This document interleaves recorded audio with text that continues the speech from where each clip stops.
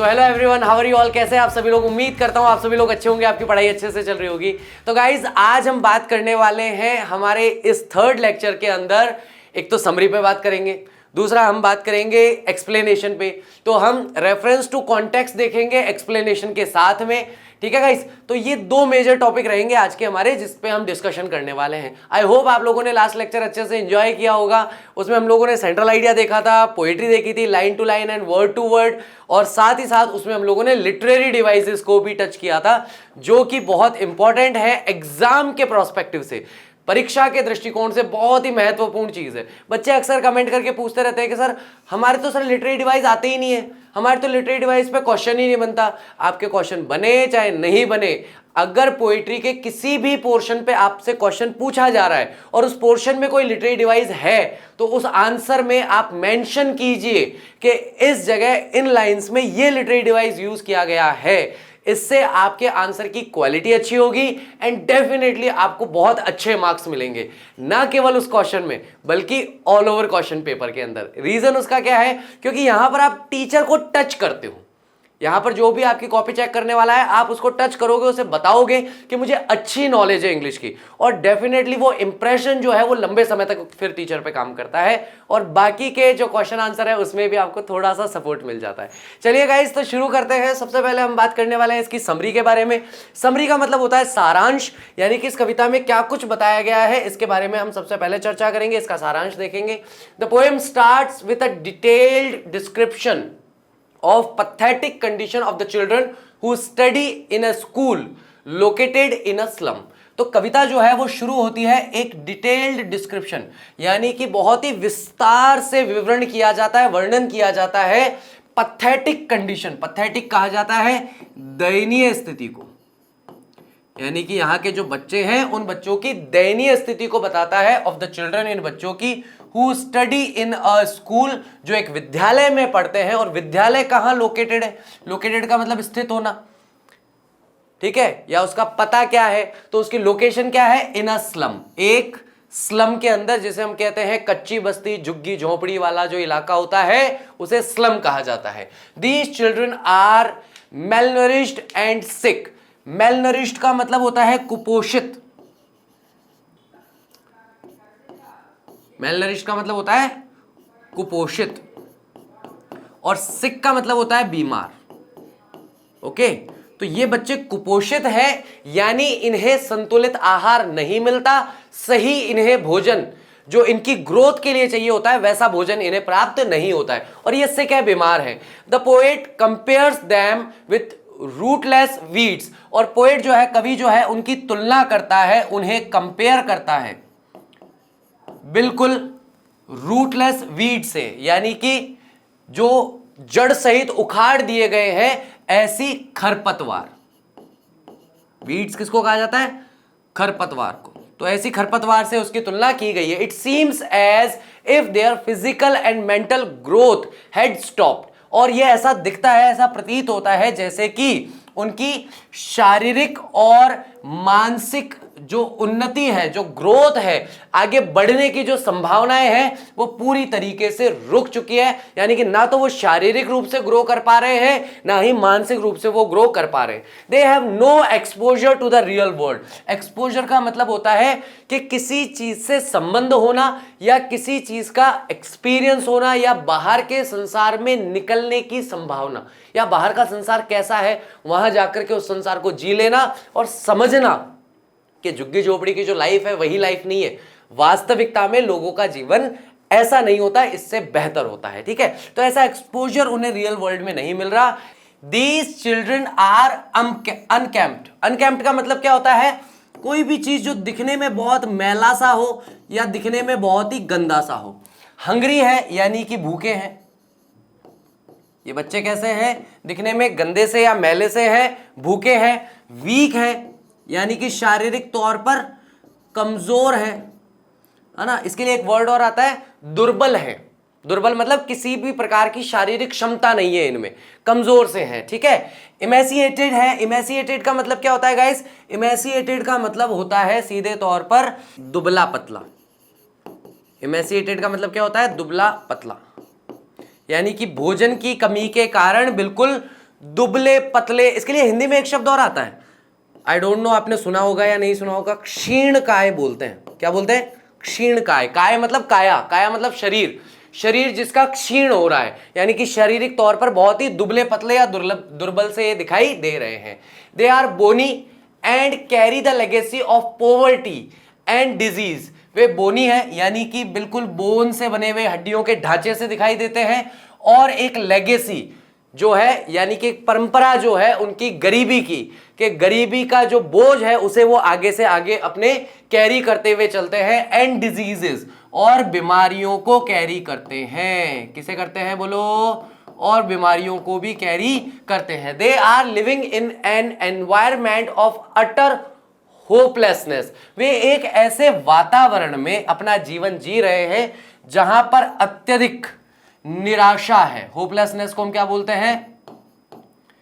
निराशा, आशाहीनता। ठीक है, तो उन्हें अपने जीवन में कोई आशा ही नहीं है, उन्हें कोई उम्मीद ही नहीं है कि कभी लाइफ बेहतर हो जाएगी या कभी कुछ सब कुछ ये ठीक हो जाएगा और हम एक सामान्य जीवन जी पाएंगे। They are given a glimpse of the outside world through the pictures hanging on their classroom walls. उन्हें एक ग्लिम्प्स देखने को मिलती है, यानी कि एक झलक देखने को मिलती है। किसकी? द आउटसाइड वर्ल्ड, बाहरी संसार की, थ्रू द पिक्चर्स, उन चित्रों के द्वारा। बताया था ना, वहां पर डोम्स के चित्र लगे हुए हैं, टायरोली वैली जो है उसका चित्र लगा हुआ है, शेक्सपियर का चित्र लगा हुआ है, वर्ल्ड का एक मैप बना हुआ है। तो इन चित्रों के जरिए जो पिक्चर्स टंगी हुई है, हैंगिंग का मतलब क्या होता है? जो टंगी हुई है पिक्चर्स, उनसे वो बाहर की दुनिया को देखते हैं जो उनकी क्लासरूम की दीवारों पर लगी हुई है। These seem to be totally meaningless to them. और ये जो पिक्चर्स हैं, ऐसा लगता है, ऐसा प्रतीत होता है कि बिल्कुल या पूरी तरीके से ये बेमतलब है, मीनिंगलेस है। कैसी है ये पिक्चर्स? बिल्कुल बेमतलब है, क्योंकि जिस संसार में इनके लिए जगह ही नहीं है, उस संसार को इनको दिखा करके भी, एक झलक दिखा करके भी उसका क्या फायदा? ये तो और मजाक उड़ाने जैसी सिचुएशन हो गई। The map on the wall proclaims a world which is vast and limitless. जो मैप लगा हुआ है, मानचित्र लगा हुआ है दीवार पर, वह प्रोक्लेम करता है, वह ये घोषणा करता है, दर्शाता है, अ वर्ल्ड, एक ऐसा संसार विच इज वास्ट, जो बहुत ही विशाल है, एंड लिमिटलेस, और निर्बाध है, उसमें किसी भी तरह की कोई लिमिट नहीं है, उसकी कोई सीमा नहीं है, असीमित और बहुत बड़े या विशाल संसार को वो दर्शाता है। But the world of these children is limited in the slum. लेकिन इन बच्चों का जो जीवन है, इन बच्चों का जो संसार है, वह लिमिटेड है, पूरी तरीके से सीमित है। और सीमित कहां पर है? टू द स्लम, यानी कि जिस झुग्गी झोपड़ी में वे रहते हैं, जिस स्लम एरिया में वे रहते हैं, वहीं पर उनका जीवन पूरा का पूरा बंधा हुआ है। बाहर के संसार में उन्हें कोई आने नहीं देना चाहता, कोई उन्हें अपने साथ नहीं बिठाना चाहता है। ठीक है गाइस, अब हम बात कर रहे हैं हमारे फर्स्ट स्टेंजा के बारे में। तो स्टेंजा आप लोग बुक में से देखिए, और ज्यादा आपको फायदा तब मिलेगा जब आप बुक खोल के ही इस रेफरेंस टू कॉन्टेक्स्ट को पढ़ेंगे। आप चाहे तो वीडियो 2 मिनट के लिए पॉज कर लीजिए, अपनी बुक ले आइए, बुक से आप अपनी पोएट्री खोल लीजिए और खोल करके उसे देख लीजिए। ठीक है, पहला जो स्टेंजा है उसमें बताया गया है, these lines have been taken from Stephen Spender's poem. Stephen Spender की जो कविता है उससे ली गई है। An elementary school classroom in a slum, एक प्रारंभिक विद्यालय का कक्ष जो कि एक स्लम में, झुग्गी झोपड़ी में है। कॉन्टेक्स्ट में गाइस हमेशा ये बताया जाता है, वैसे मैं 2-3 बार पहले भी बता चुका हूं, रेफरेंस में हम ये बताते हैं कि भाई ये जो कविता है ये कहां से ली गई है। कॉन्टेक्स्ट में हम ये बताते हैं कि भैया ये जो पद्यांश हमारे सामने है, जो स्टेंजा हमारे सामने है, उसमें क्या बताया गया है, उसका मूल भाव क्या है, उसका मेजर आइडिया क्या है, मेन पॉइंट क्या है उसमें, उसको हम कॉन्टेक्स्ट में लिखते हैं। The poet here describes the sorrowful state of children in a school of slum. यहां पर कवि जो है वह डिस्क्राइब करता है एक बहुत ही दुखद स्थिति उन बच्चों की जो एक स्लम में रहते हैं। He specially mentions a boy and a girl to convey the sense of gloom. वह स्पेशली, विशेष रूप से मेंशन करते हैं एक लड़के को और एक लड़की को, जो सेंस है यानी कि जो भाव है ग्लूम का, अंधकार का, और हेल्पलेसनेस का। हेल्पलेसनेस कहा जाता है निस्सहाय अवस्था का। किसका? निस्सहाय अवस्था जो है उसको दर्शाने के लिए वो एग्जाम्पल के तौर पर एक लड़के को और एक लड़की को लेता है और उनके बारे में बात करना शुरू करता है।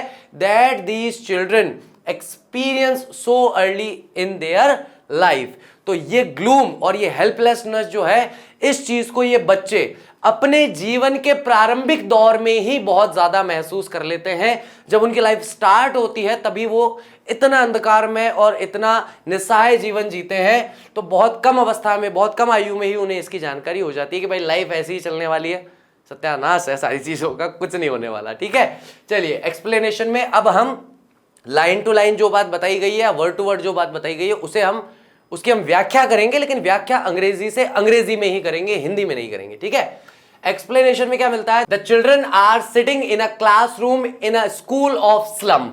बच्चे जो हैं वो बैठे हैं एक कक्ष में अपनी स्कूल में, एक स्लम के अंदर। दे आर अनअफेक्टेड, देखो गाइस ये एक ही वर्ड है, unaffected by the far away stormy waves, यानी कि तूफान से भरी हुई जो वेव्स हैं, जो कि जोश को दिखाती हैं, उम्मीद को दिखाती हैं, समुद्र की जो लहरें हैं उनसे बहुत दूर हैं। They are uncombed and dishevelled hair spread on their pale faces. उनके अनकॉम्ड, कॉम्ब कहा जाता है कंघी करने को, तो ऐसे उनके बाल हैं जिन्हें कंघी से सही नहीं किया गया है, बिखरे हुए बाल हैं। डिसहेवल्ड का मतलब भी बिखरे हुए बाल हैं, जो कि उनके पेल, उदास से, नीरस से, पीले पड़े हुए से चेहरे पर बिखरे हुए दिखाई देते हैं। They appear like rootless wild plants, वे बिल्कुल जड़ से खोद कर या उखाड़ कर फेंक दिए गए जंगली पौधों की तरह दिखाई देते हैं। A tall girl is sitting with her head bowed down by countless worries. एक लंबी सी लड़की वहां बैठी है जिसका सर जो है वो बोड डाउन यानी कि नीचे की ओर झुका हुआ है, बाय काउंटलेस वरीज, और उसका सर जो है वो नीचे की तरफ क्यों झुका हुआ है? क्योंकि काउंटलेस, आप गिन भी नहीं सकते, इतनी चिंताएं उसके मन में चल रही है, उसके विचारों में इतनी चिंताएं हैं कि उन चिंताओं से ग्रस्त होकर वो बस सर झुका के ही बैठी हुई है। A thin boy with rat like eyes looks as if his physical growth had stopped. एक पतला सा बच्चा जिसकी आंखें चूहे जैसी है, जो खाने के लिए कुछ ढूंढ रहा है, एज इफ, वह ऐसा प्रतीत हो रहा है मानो कि उसकी शारीरिक ग्रोथ जो है, उसकी फिजिकल ग्रोथ जो है वो रुक गई है, वो स्टॉप हो गई है। अब उसे फिजिकल ग्रोथ नहीं मिल पा रही है और वो शारीरिक तौर पर वृद्धि नहीं कर पा रहा है। Unfortunately he has inherited the disease of twisted bones from his father. दुर्भाग्य से उसे, इनहेरिटेड का मतलब होता है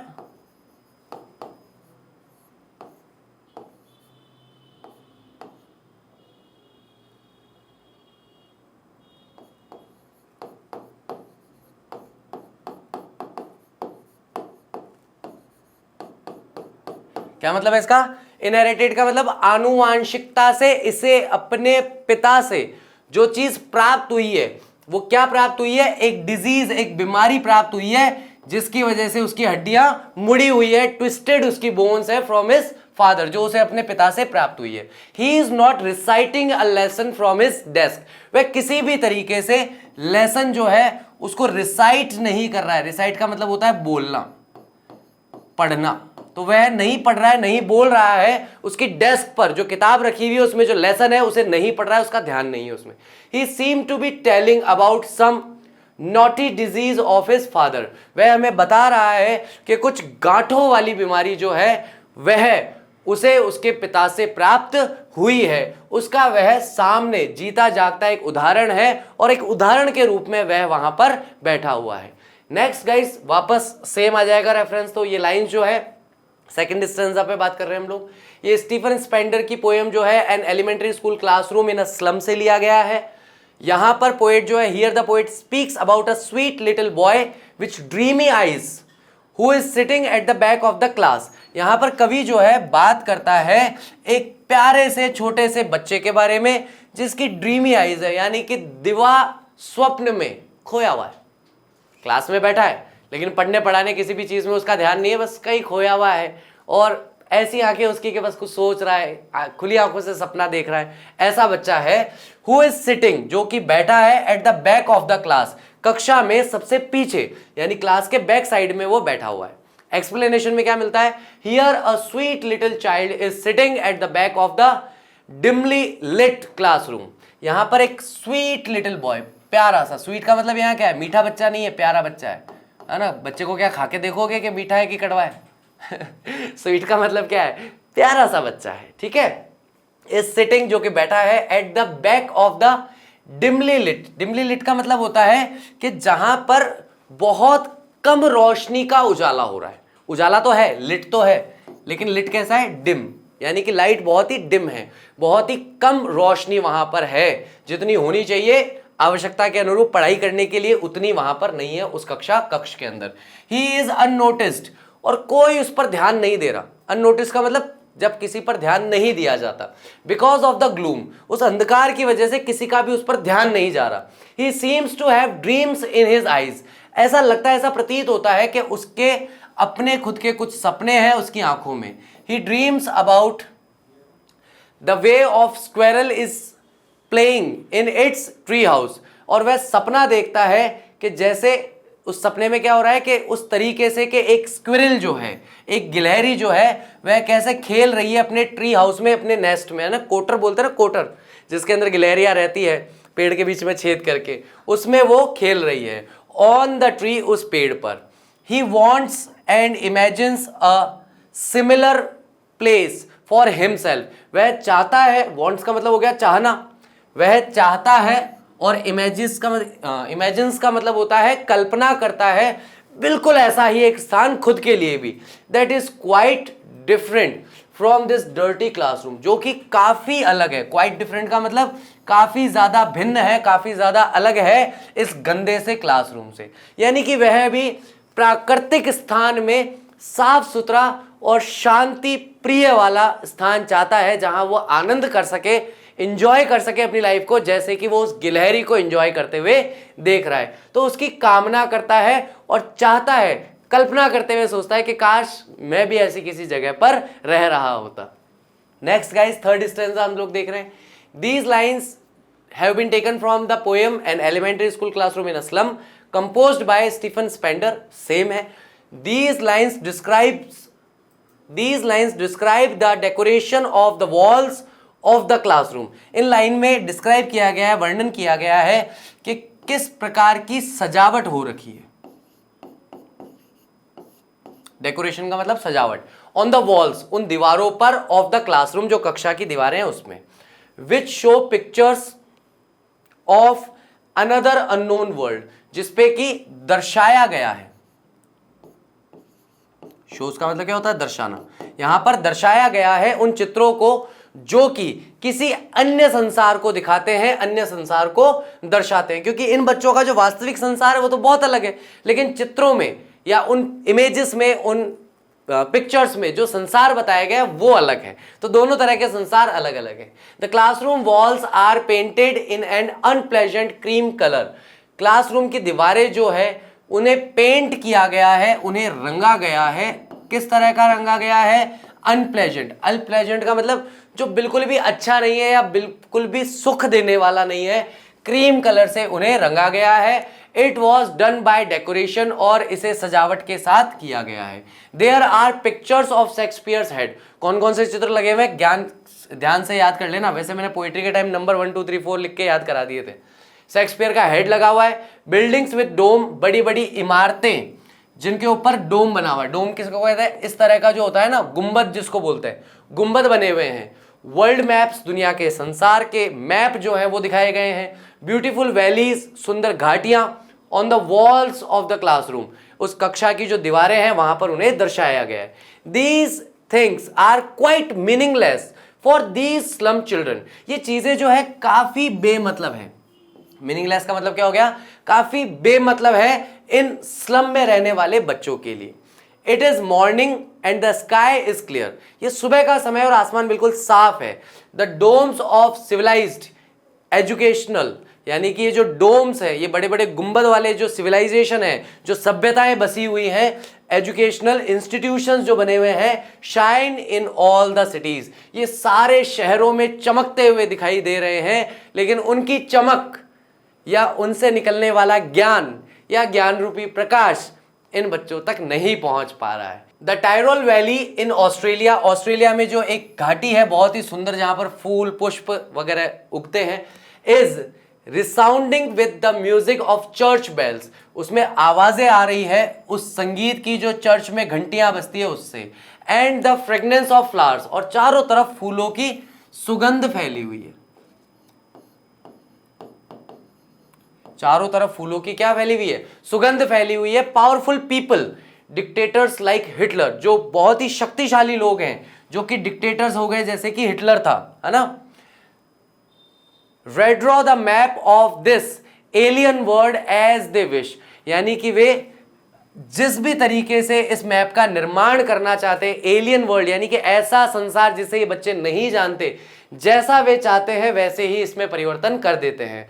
हाउएवर, फिर भी all this is meaningless to these slum children, ये सारी चीजें बेमतलब है इन स्लम के बच्चों के लिए। As they do not see any place for themselves on this map, क्योंकि वे किसी तरह का कोई स्थान नहीं देखते, नहीं देख पाते अपने लिए उस मैप में। यानी कि उनको ये तो पता है कि मैप है, इतना सुंदर संसार है, लेकिन उस संसार में, उस सुंदर संसार में इन लोगों के लिए कोई जगह नहीं है। They do not see any place for themself, वो अपने लिए कोई स्थान नहीं देखते हैं या नहीं देख पाते हैं ऑन दिस मैप, इस मैप में या इस मैप में जो संसार बताया गया है उसमें। नेक्स्ट हम यहां पर फोर्थ स्टैंजा हमारा जो है वो डिस्कस कर रहे हैं। These lines have been taken from the poem An Elementary School Classroom in a Slum, ये पंक्तियां जो हैं ये ली गई हैं हमारी कविता से An Elementary Classroom in a Slum, composed by Stephen Spender, इसके रचयिता जो है स्टीफन स्पेंडर साहब हैं। कॉन्टेक्स्ट यानी कि किस बारे में है ये पंक्तियां? The poet draws a contrast between the world outside and the world of the slum children. यहां पर पोएट जो है वह विरोधाभास बताते हैं। कैसे? दो चीजें बिल्कुल विरोधाभासी हैं, है ना, एक दूसरे से बिल्कुल ऑपोजिट हैं। किन किन के बीच? द वर्ल्ड आउटसाइड, बाहर का जो संसार है, एंड द स्लम चिल्ड्रन, और ये संसार जो इन स्लम के बच्चों का है उसमें कितना अंतर है। Who sit with in a dreary room in dreary surroundings, जो कि बैठे हैं इस सुनसान कमरे में। किस में बैठे हैं? सुनसान कमरे में, और इस सुनसान वातावरण के अंदर। सराउंडिंग मतलब उनके आसपास का जो माहौल है, जो वातावरण है वह कैसा है? बिल्कुल सुनसान है। तो उनका कमरा भी सुनसान है, बिल्कुल शांत, कोई आवाज नहीं, किसी भी तरह की कोई ऊर्जा आपको वहां महसूस नहीं होगी, ऐसा उनका जीवन चल रहा है। एक्सप्लेनेशन में क्या मिलता है? The poet says that for these slum children the world, poet कहते हैं कि इन स्लम के बच्चों के लिए जो संसार है, ऑफ रिचेस जिसमें सारी अमीरी है, कॉन्करर्स जिसमें विजेता लोग हैं, एंड स्ट्रेंज पिक्चर्स, और अजीब विचित्र अलग अलग तरह की पिक्चर या चित्र वहां पर हैं इस संसार में। That is shown on the walls, जो कि दर्शाए गए हैं इन दीवारों पर, इज एलियन, ये उनके लिए बिल्कुल ही विचित्र सी बात है। ऐसा संसार जैसा कि वो मानते हैं कि कोई दूसरा ग्रह हो, उनके लिए तो ये ग्रह और वो ग्रह वाली बात हो गई, ठीक है। देयर साइट इज लिमिटेड, उनका नजरिया, उनकी नजर जो है, उनका दृष्टिकोण जो है, नजरिया जो है वो बहुत ही लिमिटेड है टू द विंडोज, बहुत ही संकुचित है, सीमित है इन खिड़कियों तक, ऑफ देयर क्लासरूम, जो उनकी क्लासरूम में लगे हुए हैं। खिड़कियां कौन सी? वास्तविक खिड़की नहीं, जो पिक्चर्स लगी हुई है, जो इमेजेस लगी हुई है, उनको खिड़कियां कहा जा रहा है। There world is dark and uncertain, उनका संसार जो है वो अंधकार में घिरा हुआ है और अनिश्चित है। डार्क का मतलब अंधकार युक्त, अनसर्टेन का मतलब अनिश्चित।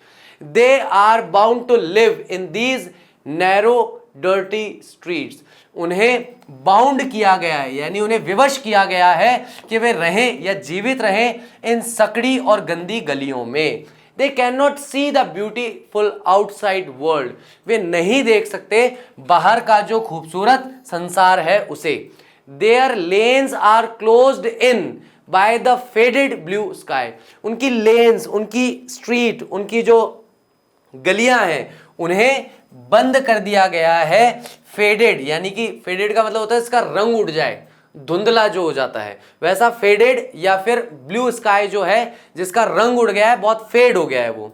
वर्ड्स लाइक रिवर, शब्द जैसे कि नदियां, केप्स चोटियां, स्टार्स तारे, आर मीनिंगलेस टू देम, ये सारे के सारे अर्थहीन हैं, बेमतलब के हैं इनके लिए, इन शब्दों का इनके लिए कोई महत्व नहीं है।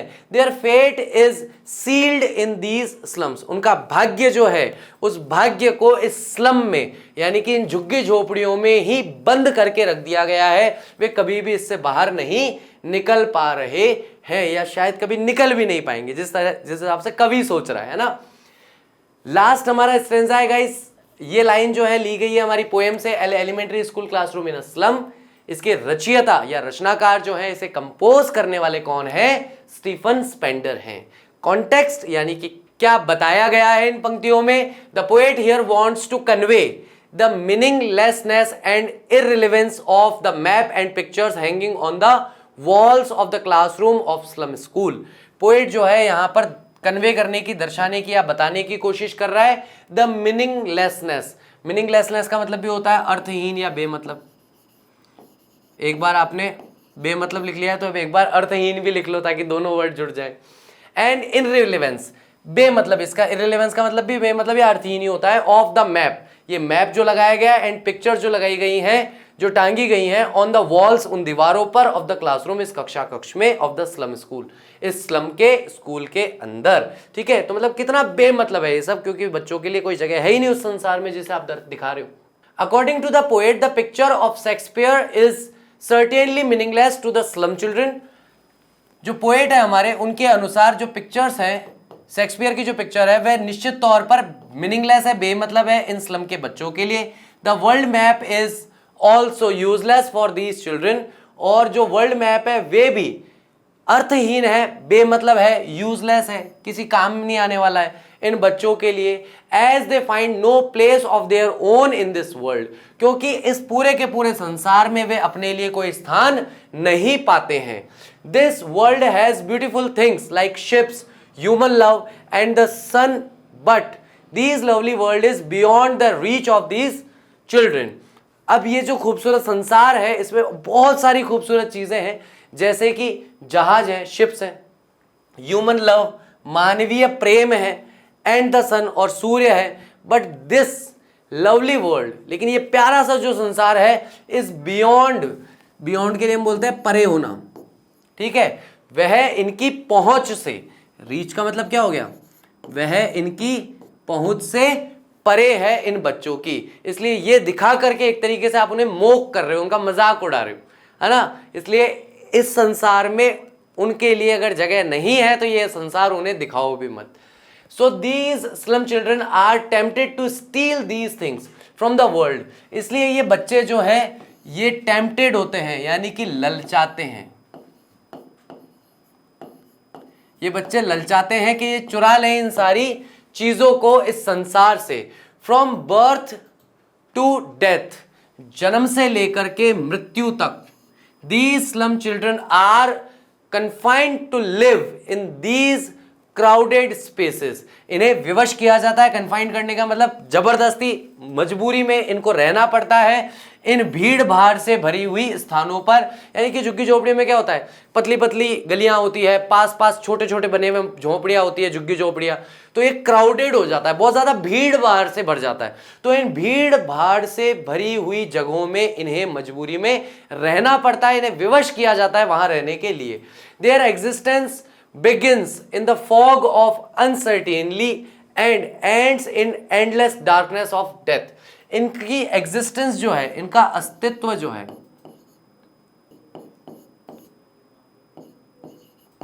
इनका अस्तित्व जो है वो शुरू होता है कोहरे में। अनसर्टेनली का मतलब अनिश्चितता के कोहरे में इनका जीवन शुरू होता है।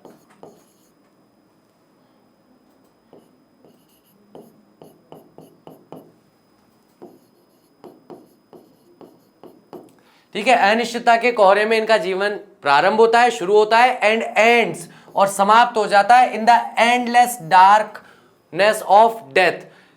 एंडलेस का मतलब होता है अनंत, जिसका कोई अंत ना हो, ऐसी डार्कनेस, अंधेरा जो है मृत्यु का, उसमें इनका जीवन शुरू हो जाता है। यानी कि बहुत ही अस्पष्ट तौर पर इनका जीवन शुरू होता है और उसी तरीके से जीवन भर चलते रहते हैं, और अंत में अनंत अंधेरे में, अंधकार में इनका जीवन मृत्यु के रूप में समाप्त हो जाता है। नेक्स्ट हमारा यहाँ पे आता है रेफरेंस, ये मेरे हिसाब से लास्ट है, मैंने गलती से लास्ट वाले में लास्ट बोल दिया था। चलिए गाइस, तो इस रेफरेंस को देखते हैं।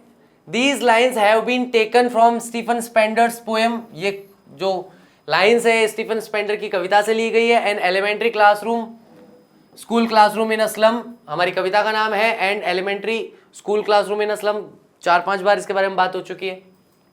कॉन्टेक्स्ट क्या है, किस बारे में है ये पंक्तियां? The poet describes the hopelessness and futility that the slum children experience in their impoverished and underfed childhood. Poet जो है यहां पर व्याख्या करता है।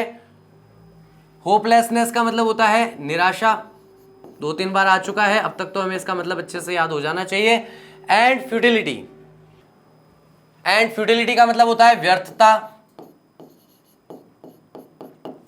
That the slum children experience, जो स्लम में रहने वाले बच्चे एक्सपीरियंस करते हैं, यानी कि निराशा और व्यर्थता का अनुभव करते हैं इन their impoverished and underfed childhood.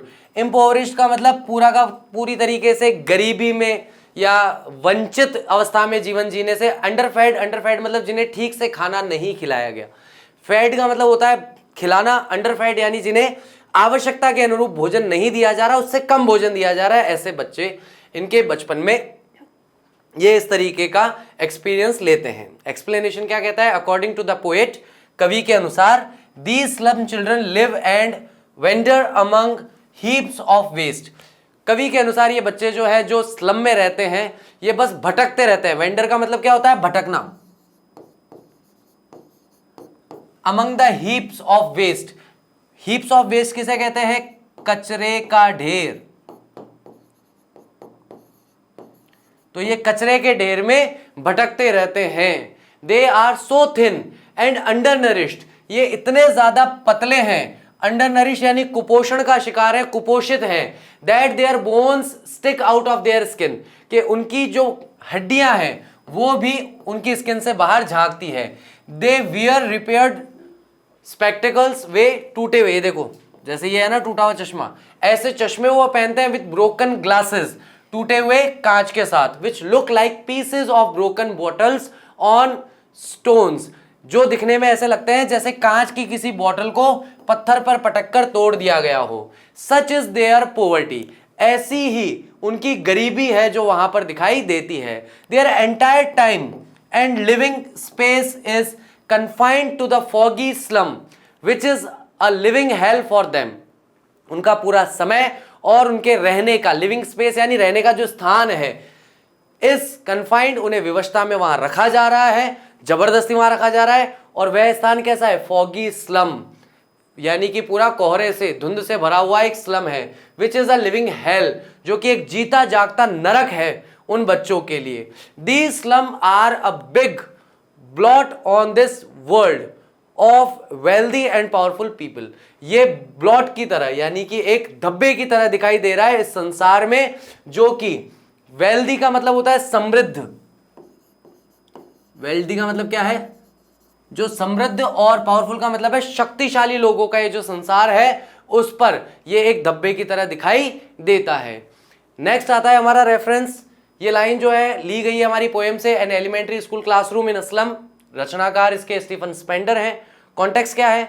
The poet sends out an appeal, है ना, to the people who have created these slum to break the division between these abodes of deprived and the world of wealthy and joyous। तो यहां पर कवि जो है वह appeal करता है बाहर के लोगों से जिन्होंने इन स्लम को बनाया है, कि वे जो डिवीजन है, वे जो अंतर है इस संसार में और उस संसार में, उसे खत्म कर दें, उसे समाप्त कर दें। और ये जो वंचित वर्ग के लोग हैं इन्हें इस संसार में शामिल करें, जो कि वेल्दी है और जॉयस है। वेल्दी का मतलब ये बताया था समृद्ध है, और जॉयस का मतलब आनंद या खुशी से या मजे से भरा हुआ है। ऐसे संसार में इनको सम्मिलित करें।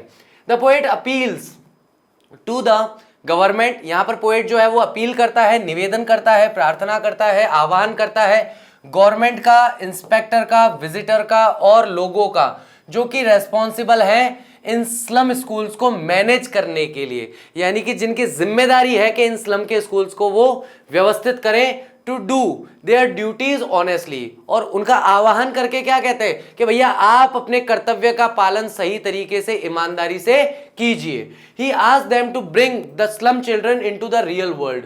वे इन लोगों को बुलाते हैं और कहते हैं कि भैया आप आइए और इन बच्चों को वास्तविक संसार के अंदर लेकर के आइए, स्लम से बाहर निकालकर, and to make them integral part of the main stream, और उन्हें मुख्य धारा का एक हिस्सा बनाइए। देखिए समाज के अंदर जो ज्यादातर लोग जैसा जीवन जीते हैं उसे हम कहते हैं मेन स्ट्रीम या समाज की मुख्य धारा, ठीक है।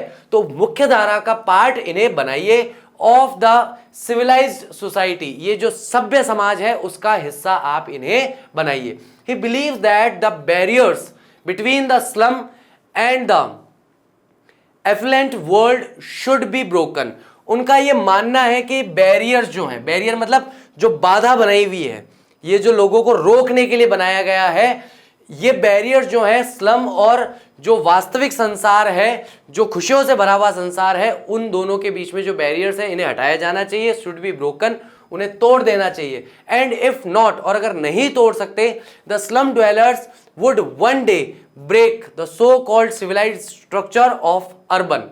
तो ये स्लम ड्वेलर्स जो हैं, स्लम में भटकने वाले, ड्वेलर्स का मतलब भी भटकने वाले ही होता है, ठीक है। वुड वन डे, ये एक दिन क्या करेंगे, break the so called civilized structure of urban, यानी शहरी क्षेत्र का, जो अर्बन का मतलब होता है शहरी इलाका, शहर या शहरी क्षेत्र है ना, तो शहर का जो सिविलाइज्ड स्ट्रक्चर है, जो सभ्य ढांचा आपने बना रखा है, एक दिन ये इसे पूरी तरीके से तोड़ देंगे, पूरी तरीके से नष्ट कर देंगे, ठीक है। नेक्स्ट आता है हमारा these lines have been taken, poem ठीक है, क्लासरूम ठीक है, कंपोज ठीक है, स्टीफन स्पेंडर ठीक है चलिए बार बार पढ़ चुके हैं इसे, आगे देखते हैं। कॉन्टेक्स्ट में क्या है, the poet here exhorts the people in power to help make the lives of slum children beautiful and give them a bright future। यहां पर पुकारते हैं पोएट जो है वह उन लोगों को, जो शक्तिशाली लोग हैं, कि जो जीवन है इन स्लम में रहने वाले बच्चों का, उन्हें बेहतर बनाया जाए और सुंदर बनाया जाए और उन्हें एक ब्राइट फ्यूचर दिया जाए, यानी कि एक उजला भविष्य उन्हें दिया जाए, और इसके लिए वो लोगों का, जो शक्तिशाली लोग हैं, उनका आह्वान करते हैं। The poet appeals to the people in power to make efforts in bringing the slum children out of these suffocating surroundings. Poet जो है यहाँ पर अपील करते हैं लोगों से जो पावर में है कि अपने प्रयासों से वे बाहर लेकर के आए। ब्रिंगिंग का मतलब होता है बाहर लाना इन बच्चों को इस सफोकेटिंग सराउंडिंग से। सफोकेटिंग सराउंडिंग का मतलब क्या होता है, दम घुटने वाला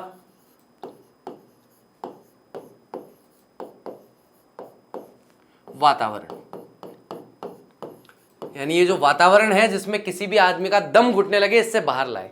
and allowing them to breathe in open clean air, और उन्हें अलाउ करें, उन्हें अनुमति दें कि वे ब्रीथ कर सके, वे सांस ले सके खुली और साफ हवा के अंदर। Their horizon should extend to the blue sky rising over the golden sands, और उनका हॉरिजन जो है, हॉरिजन किसे कहा जाता है, देखो ये जो लाइन है ना, जहां पर पानी और आसमान मिल रहा है, या जमीन और आसमान जिस जगह मिल रहा है, इसे हॉरिजन कहा जाता है ना। हिंदी में इसके लिए क्या शब्द आता है, क्षितिज। हिंदी वाले तो जानते होंगे, आपकी बुक का नाम भी तो है क्षितिज, अभी ये पहले थी। Should extend to the blue sky, इनका जो हॉरिजन है, क्षितिज है, इसे खुले आसमान तक, नीले आसमान तक बढ़ने दीजिए, फैलने दीजिए। Over the golden Sands, golden Sands कैसे, कि देखो ये सारी की सारी समुद्र तट पर मिट्टी है, कैसे दिख रही है, गोल्डन कलर की दिख रही है सूरज की रोशनी के कारण। Gates of knowledge must be open for these children, knowledge यानी ज्ञान के दरवाजे जो हैं इन बच्चों के लिए खुलने चाहिए। And they should be encourage to speak freely, और उन्हें प्रोत्साहित किया जाना चाहिए कि वे खुलकर स्वतंत्रता से बात कर सके। The poet believes that only those people create history whose voice has a warmth and strength of the sun, कि वही लोग इतिहास का निर्माण कर सकते हैं जिनकी आवाज में गर्मजोशी हो, वार्मथ का मतलब गर्मजोशी हो, जोश के साथ बोले, एंड स्ट्रेंथ ऑफ द सन, और उनमें सूर्य की तरह, सूर्य क्या बात है यहाँ पे, ज्ञान, यानी जिनके पास ज्ञान की शक्ति होगी वही लोग इतिहास का निर्माण कर पाएंगे, ऐसा यहाँ पर हमें हमारे कवि सजेस्ट करते हैं। तो guys line to line and word to word explanation हम लोगों ने देखा। उम्मीद करता हूँ आज का लेक्चर अच्छी तरीके से समझ में आया होगा एंड आपने अच्छे से इसे एंजॉय किया होगा। Thank you very much. I will see you soon in my next lecture. Till that take care of yourself. Bye bye. I will see you soon.